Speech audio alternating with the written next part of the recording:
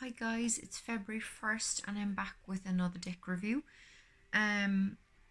First of all, I just want to say this is the deck that I would not have bought for myself. Okay.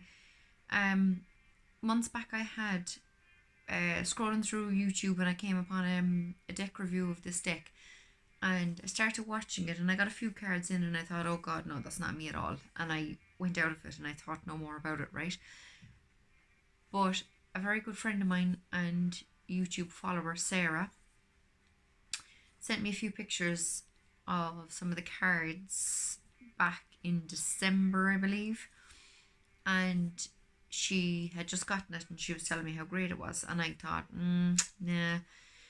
And I knew her birthday was the end of January, so I asked her if I could send her a copy of the Golden Art Nouveau because I had just gotten it and I loved it and I wanted to send her a deck for her birthday. So she said, you can if you let me send you a deck. So I said, no problem. So she didn't tell me what she was sending me, but I have to say I had a feeling that it was going to be this deck. So I was quite happy to kind of look at more deck reviews and give it a chance and stuff, just because I thought that's what I was going to be getting from her. So it arrived in the post 3 days ago on Friday. I have since watched a deck review. Well, not really a deck review, but it was a video by the creator of this deck, and he goes through all the cards. Some of them he says, well, this one's pretty self-explanatory, and then other ones that aren't so much Rider-Waite-Smith based. He goes into a bit of detail on kind of what his meaning of the cards was. And I have to say the meaning in the little white book, even though it's only a couple of sentences, it's only the usual little paragraph on each card. It's actually like this deck is based on his own interpretations from over the years, all the years he's been doing cards. So actually, in the last 3 days, the more I look at it, the more I absolutely love it. What put me off it originally was the artwork. I just didn't get, but it's actually, I just heard someone saying in a deck review, it's kind of like 90s style kind of artwork. Also the colour is quite muted on it. I like kind of bright, vibrant colours, and these are quite muted, kind of more 60s looking or something, I don't know.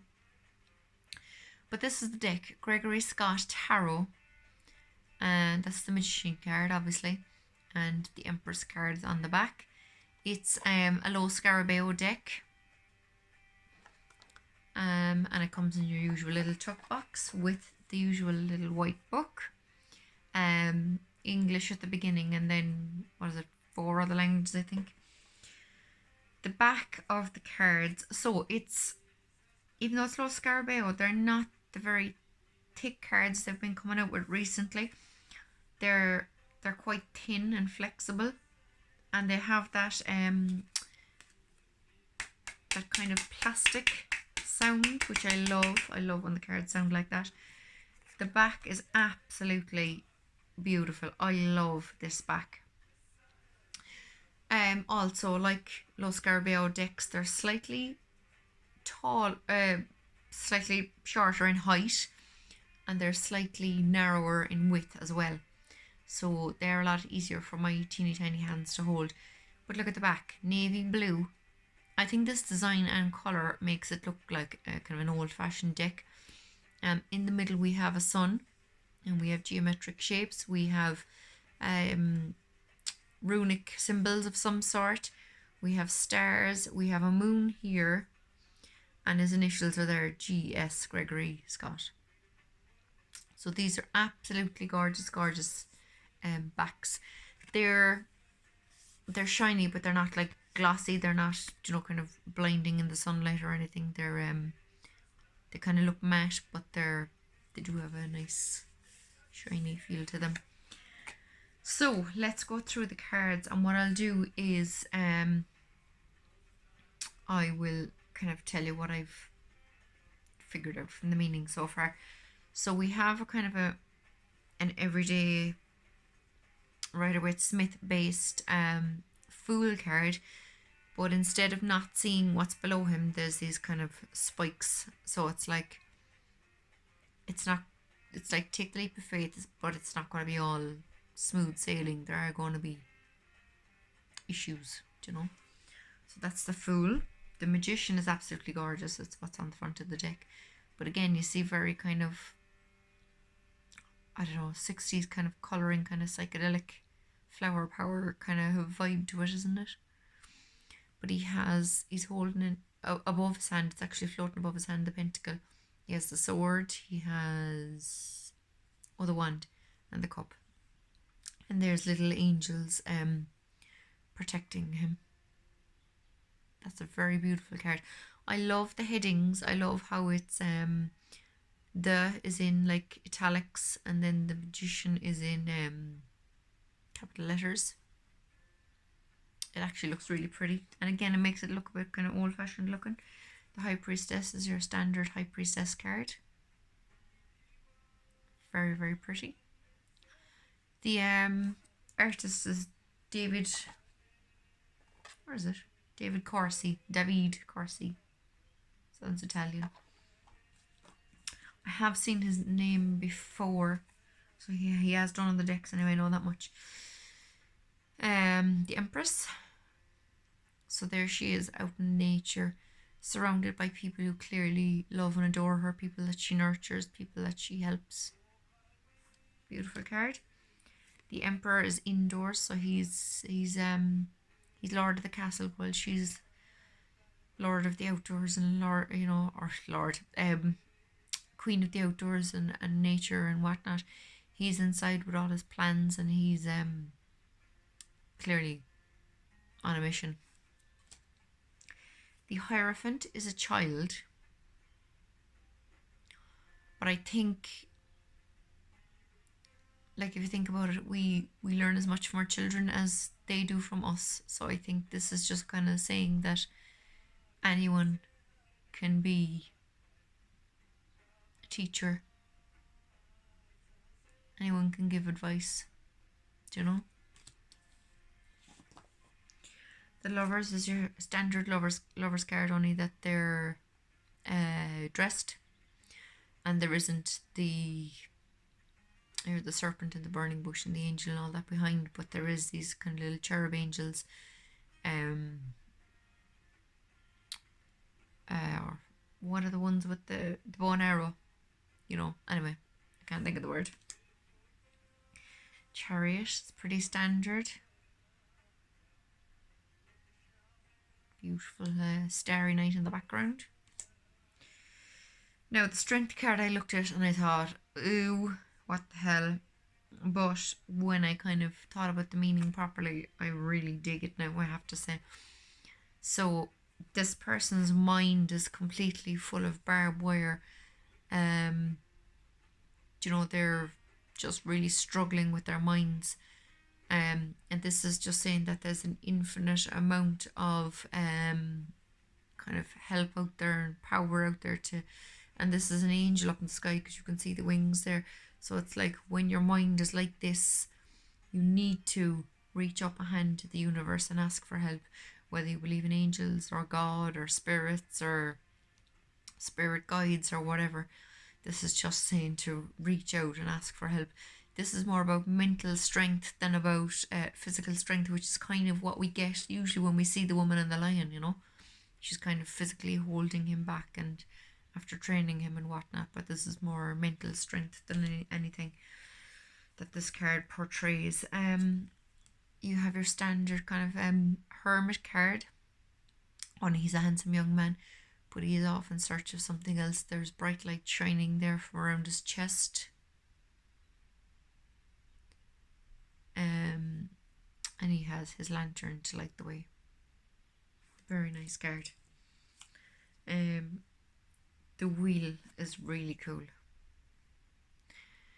So this is just showing us that life is about cycles, and up here, sometimes we're up here on top, where we're surrounded by angels and harps and doves and butterflies and cups full of love, and reads of success and whatnot. And then sometimes we're surrounded by stuff that isn't so good. Troubling times in our lives, you know. So then we have justice. So instead of like a court, these boys, it seemed, have gotten their karma on this poor dude by poisoning him, because here you have poison coming out of a bottle.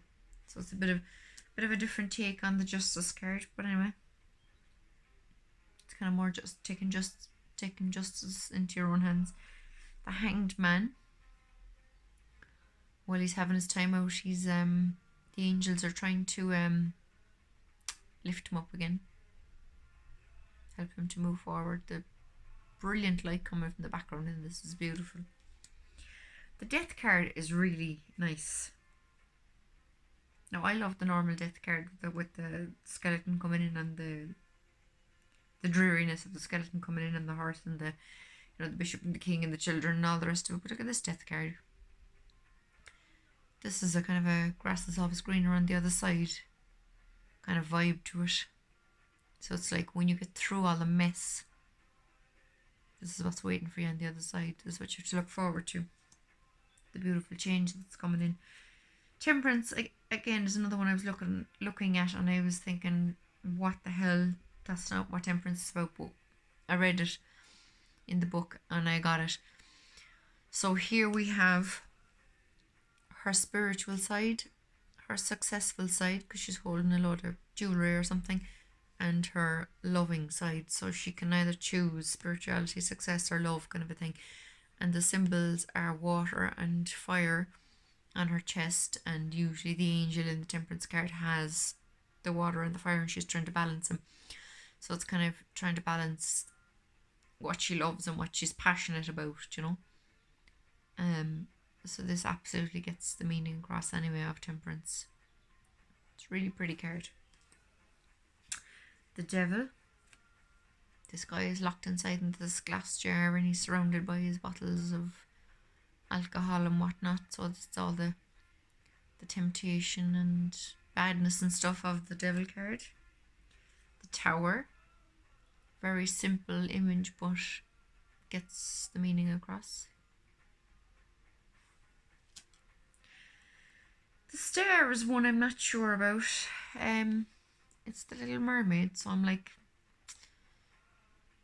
kind of a different theme here in this one card, but anyway.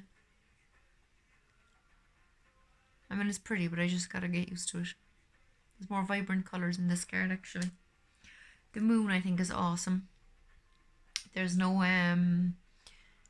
dog or wolf or crab or gates of heaven or anything, but what this card is about is that even on the darkest of roads, thorniest of pathways, the moon is always lighting your way. So there'll always be that bit of light to follow, that bit of guiding light. The Sun is so simple and so pretty. Look at that. And the Sun actually has all the astrological signs on it. And it's not a naked baby, it's a girl in a beautiful red dress, and she's just running through the fields of sunflowers and enjoying the beautiful day. And that's what the Sun's all about. Judgment. He's just getting help from above, because he's kind of been, from what I can see, he's been consumed a bit by all this materialism. So heaven is just trying to direct him a little bit. And the World is the little boy from the Magician card, after coming into his own, having gone through the major arcana. So that's very pretty. The Ace of Wands. This is a girl who has this fabulous new zest for life. She has ideas and she's running through the garden. Two of Wands. She has her two wands, and instead of the world, it's like a crystal ball. So it's like she's kind of gone to look into her crystal ball and use her intuition to kind of make a choice, decide where she's going. The Three of Wands is making a gateway for him to go through. And he's writing a lion, so it's like he has that inner strength that he needs to move on. The Four of Wands is your regular happy home celebration kind of a card. Very, very pretty. The Five of Wands is about how this is like a father playing with the children, playing fighting games, which just goes to show the kind of meaning of the card being that it's like minor arguments, but by playing here they're kind of preparing themselves, I suppose, for battles in the future, you know. I think this is a fabulous depiction of the card. This now from a deck that I had no interest whatsoever in, and now I'm just obsessed. Six of Wands. She's clearly celebrating success with all these friends and family around her. Seven of Wands. This is one I'll have to read up on now or look at his video again to kind of get the meaning properly of, because normally it's 6 people with wands attacking this one person who's kind of gotten to a certain level of success, and all the jealous people are kind of attacking them. Eight of Wands. Eight of Wands is about, this kind of to me looks a bit more like swords, but the Eight of Wands is about having loads of plans up in the air. And in this card in particular, usually they're kind of going parallel to each other, but this one, they're all over the place. So this is about kind of focusing, picking one that you're most passionate about, and kind of one that's really going to get in your heart, and aiming it properly and focusing, you know, on where you want to go, I suppose. The Nine of Wands. I like this Nine of Wands. The Nine of Wands is usually the person with a wall of wands behind them. You can see they have all these cuts and bruises and bandages and stuff, so they have been through a war. But the card is about perseverance, because obviously 9 and 10 are the end of a cycle and kind of moving on to a new cycle in life. Whereas this one, this person's after breaking through the barrier and they're going, yay, I made it, I'm going to get to the finishing line. So this is more kind of a celebration of having already persevered to get to the end. So I really like this. This 10 of Wands is beautiful. So the 10 of Wands is about carrying a load on your shoulders, and kind of, it's about burden, you know, it's about being kind of weighed down with all the stuff you need to do. But this 10 of Wands shows that not all things we're carrying are bad things, because the wands in this are kind of making a little barrier along the side of the bridge he's walking across, and it's his children he's carrying. So, you know, obviously his children wouldn't be a burden. This is really beautiful. I love this. Page of Wands. I do need to read up on the Wands cards, just because, you know, they're a bit different. Queen of Wands. She's showing off her beautiful artwork, her creativity. King of Wands. He's clearly happy with all his success in life. So, Ace of Swords. I like how some of these Ace of Swords have people in them. So this guy has out all his books, he's out his globe, he's had an idea, and he's trying to get a plan in action. Two of Swords. I like that. The Three of Swords is really pretty. So here she is down on her knees crying over all the loss And if you look in the window, here's your man heading off in the background. The Four of Swords is one I need to kind of understand a bit better, I think, from Gregory in this video again, because usually it's about taking a nice peaceful rest and time out to rejuvenate, whereas this has a blade kind of swinging over him. So I think, well, to me, I would say it's grand to take the time out for rest and rejuvenation, but not to spend too long there, because obviously this might come down, you know. I have a caught inside my lip. Five of Swords is another image I'm not sure about, but it's about submission. It's like, don't submit to, well, I suppose bullying in this case, or don't submit to, because it's swords too, is about the mind, so like, don't submit to fear or worry or any of that kind of thing. Conflict. The Six of Swords, I am a bit of a dreary image, but it really portrays the interpretation of the Six of Swords I'd have, because normally when the family has gone off in the boat, the Six Swords are in the boat, which is saying that you can move away from your troubles, but they'll always be in your mind, you know. You'll always still be thinking of stuff that has bothered you, you know. So here this guy's gone off on the boat, but his demons are still all around him, you know. He's not going to fully get away from whatever it is that's you know, stressing him out or whatever. Seven of Swords is a typical kind of card of deceit. Eight of Swords. This person's falling down a black hole of kind of worry and stuff. But there's a big bright shining hand there coming out of the sky, wanting to offer help. Nine of Swords. Your regular sleepless nights. Nine of Swords card. And the Ten of Swords is cool too. The swords aren't in her. They're just in an image in the mirror. And mirror is used just to kind of show that not, do you know the phrase, don't judge a book by its cover? It's like, what you see here isn't what's going on in real life, or the other way around. This girl, like, because she's reading a book, it's like she's kind of learning from her mistakes, do you know. I really like this Ten of Swords. Page of Swords.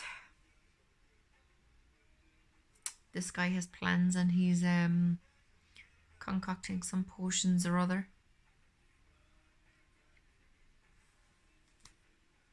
Knight of Swords.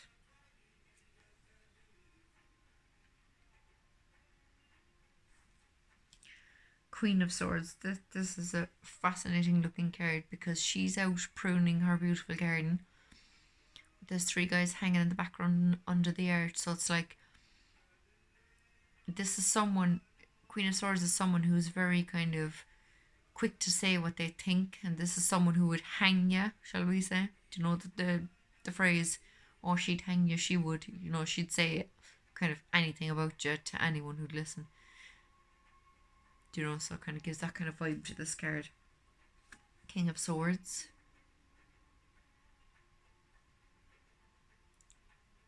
He's a man full of knowledge. Ace of Cups is your typical overflowing of water, emotions, love, all that kind of thing. Two of Cups.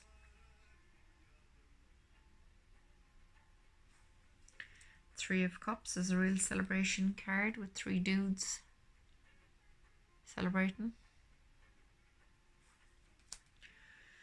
Four of Cups isn't the normal guy sitting fed up with life, missing an opportunity.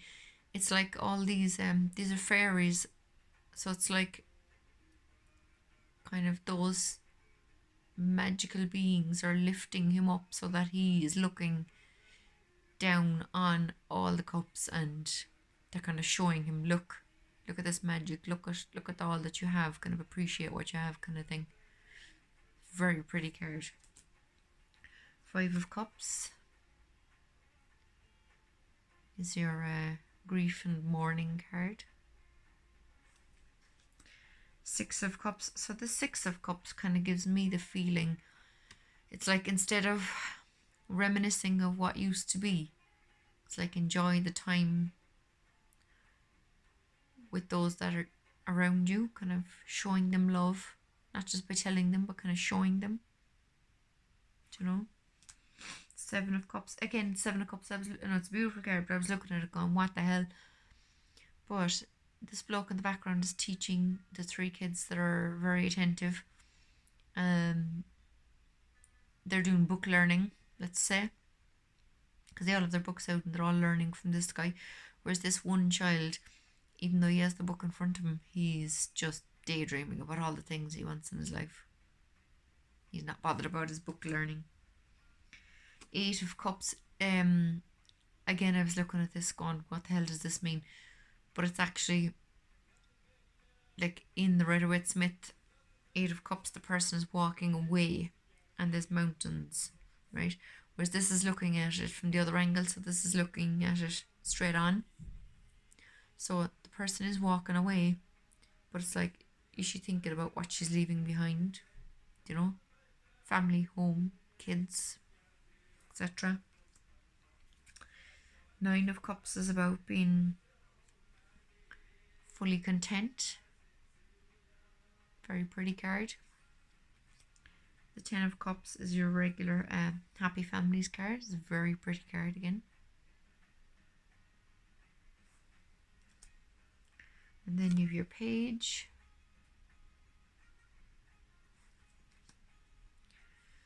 Knight.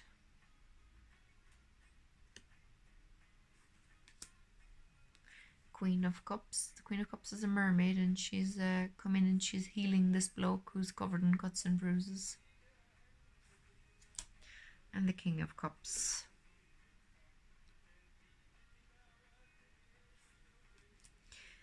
Ace of Cups is a crown, beautiful crown, and the Ace of Pentacles. I don't know what I said.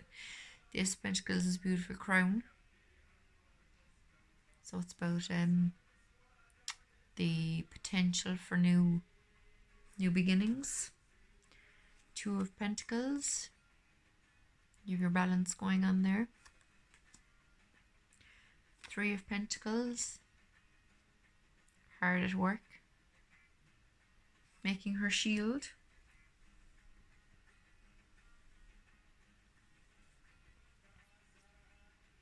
4 of Pentacles.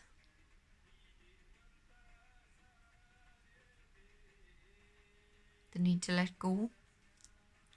5 of Pentacles being left outside. Again, a very different image, but kind of shows you different meanings of the cards when the images are slightly different. This card, there's no one else in it, so she's just randomly kind of throwing coins at anyone who needs them. But obviously this could lead to burnout if she kind of does too much for other people. 7 of Pentacles, she's out admiring her crop and seeing how it is. 8 of Pentacles, hard at work. 9 of Pentacles, this guy is clearly I forget the word. He's financially free. That's what I'm trying to say. And the 10 of Pentacles, this is a painting being done of the happy family with their money, so it's like kind of the idea of leaving behind a legacy. Page of Pentacles, this little guy is learning how to fend for himself. Knight of Pentacles, this girl is working on moving forward and earning a living, but it's like the devil is kind of teasing her. So it's like, don't get caught up with material things, you know. The Queen of Pentacles, I just think is so beautiful. Look at that, look. Talk about abundance. That's just beautiful. And lastly, the King of Pentacles is a Midas touch kind of vibe to it. All that glitters ain't gold though, remember. So, I'm going to give them a bit of a... They're absolutely fantastic for riffle shuffling. And overhand shuffling and everything because of the kind of smooth finish on them. There's no clumping together of cards or anything like that. They're well easy to shuffle. So I'm just gonna give them a few overhand shuffles and riffle shuffles and pick one for anyone watching this video. So 1st of February, St. Bridget's Day. I must go out home tomorrow and gather some reeds and make a Bridget's cross. Because I remember making one last year, and then I went up the country on a trip out for a couple of hours one day, and we got to a beautiful lake and there was loads of reeds. I think it might have been the start of summer. Loads of reeds, but those flowers growing on them, and they were absolutely beautiful. I made some lovely crosses and threw them into the lake as an offering to the witch that supposedly haunts it. And we had a great time up there. So when I can, I'm gonna do that again. What does everyone here watching need to know right now? Page of Cups. Look at that. Very beautiful card. So just take things as they come in relation to love. When we're children and we're growing up, we kind of don't stress out too much about love and relationships. We just kind of go with the flow. Well, I suppose in relation to anything really, when we're children we go with the flow. But this is about going back to that kind of childhood innocence. So yeah, that's the card from this lovely new deck of mine. Thank you so much, Sarah. Sarah's usually the first to watch my videos. So hopefully she'll see this soon. I absolutely, totally and utterly love this deck. They are beautiful. And it's not, like I said, and she knows this anyway, it's not a deck I would have gotten for myself because I just didn't think I'd like it. But here we go. I love it. So thanks for watching, guys. Please do leave a like. Please leave a comment. Let me know how you are. And if you have any questions about the cards, or if you have any kind of ideas about cards that I mightn't have said, please do leave it in the comments as well. And I'll be talking to you again soon. Thanks, guys. Bye.